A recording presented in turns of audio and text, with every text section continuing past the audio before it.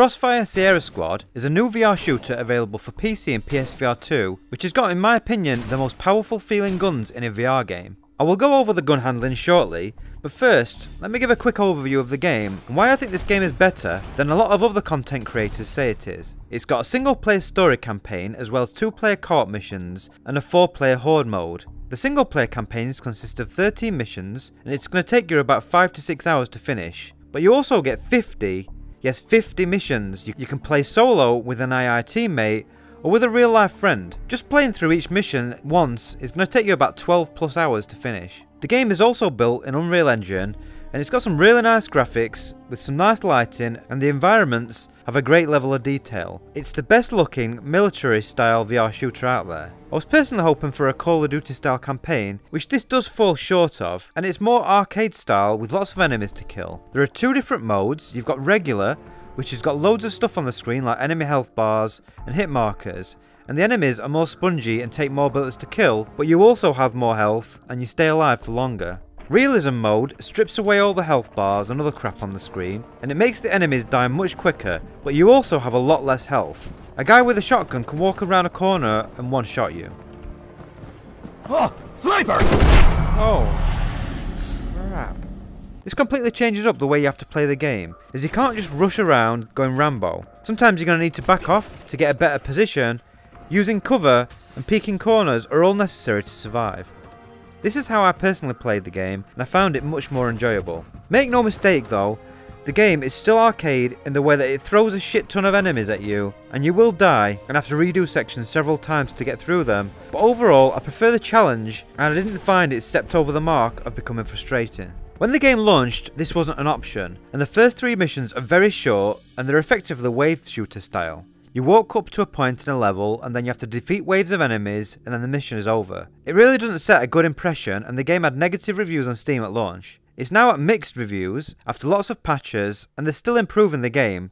I've got some of my own feedback I want to leave, which hopefully the developers will see and improve things further.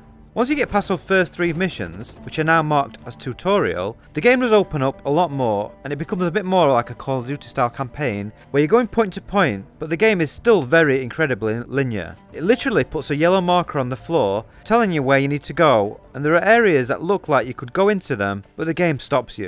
You have to look at it like a mix between Call of Duty and Time Crisis. So you have freedom of movement, but the levels are restrictive and most of the enemies are coming from the front.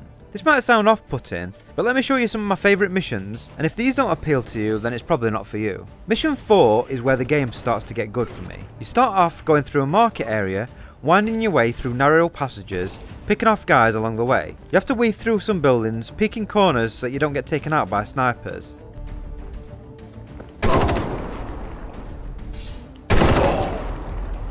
You then have to breach a building, clearing it out, and you finish off with a big battle in the building, with enemies trying to shoot you through windows and fighting off a bunch of dudes trying to breach the room you're in. You've got loadouts that you can customise to change your weapons, but the game also gives you weapons that you can pick up along the way. Like in Mission 4, you get a shield with an auto pistol, and later you've got a few different shotguns you can use.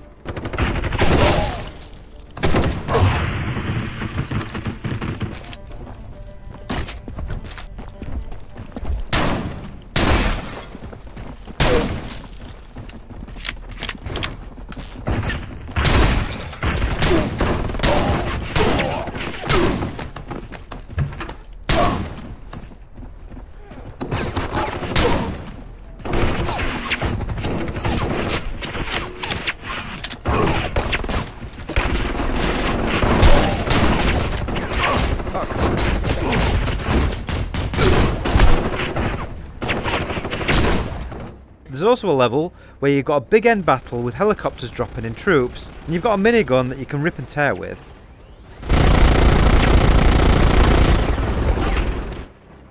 Another favourite level was Mission 9, which was set in a Soviet looking environment with rain pouring down, where you have to enter a multi-storey level building and then defend against enemies trying to take the building back. There's some sniping from a distance, some hold off outside, and some storm the building if you don't kill them fast enough. And there are helicopters that drop off enemies inside the building. So you have to move around a lot using cover to avoid snipers, and I just found it a lot of fun.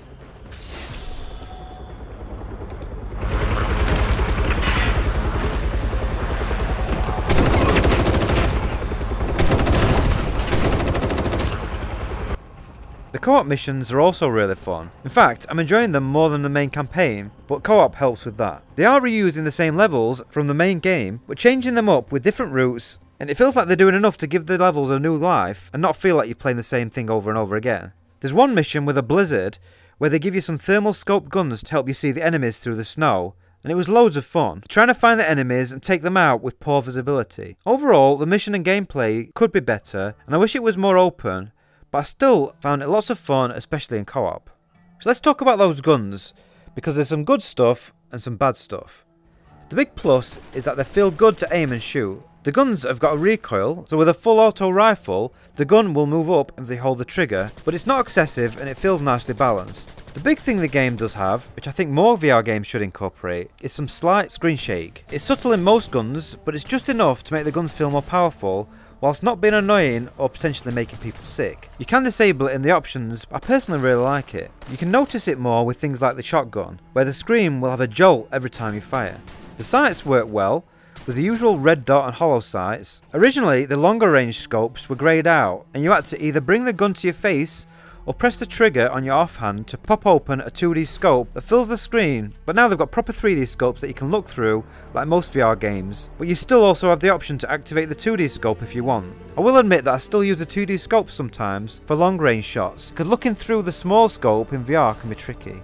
There are some issues though. The game doesn't have full manual reloads. It isn't a button press reload, you still have to press a button to eject the magazine, and then you press the trigger when not holding the gun with your offhand and the magazine will warp into your hand. It doesn't actually matter where your hand is, and then you can bring the magazine up from underneath and an animation will finish off the reload. If the gun is empty, it will automatically rack a slide for you, so it's partially manual but missing that last detail. It's not a deal breaker for me, and if you're reloading the gun before it's empty, you're effectively performing all the actions you would need to anyway. But if you're hardcore into guns, then this may annoy you. The animations are fine, but personally I think they need speeding up, as they slow the hand movement down and take longer than I'd like sometimes. For things like shotguns, you simply bring your hand to the bottom of the gun and it will automatically load the shells in. They've got different perks and upgrades for the guns that you can unlock as you play, and some of them upgrade the speed of the reloads, but personally I would prefer them to allow full control over every part of it so that you can reload faster yourself, rather than the game having some built-in animations that you can speed up with upgrades.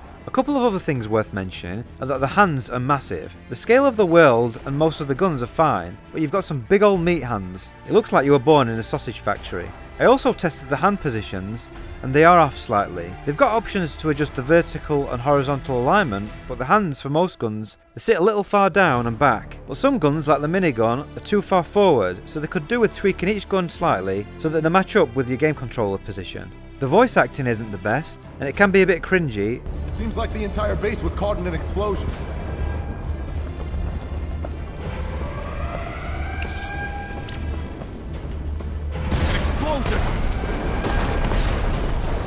We never thought that the conflict between Global Risk and Blacklist would become an all-out war. And the game has a heavy metal music track that comes in sometimes, which feels very lame, like an old action movie, so I turned the music off. Despite these flaws, I think the game does enough right for me to still find it very enjoyable. As far as single player and co-op first person shooters with a bit of story, we haven't got a lot of options, and Crossfire Sierra Squad is probably a 7 out of 10 game, but if you've got a craving for some more realistic visuals and good gunplay in VR, then I personally think it's a good buy, especially at $30 price tag on PC with the amount of content the game has. And that's the end of the video. Let me know if you've played Crossfire Sierra Squad and what you think of it, and as always, a massive thanks to my patrons and my YouTube members.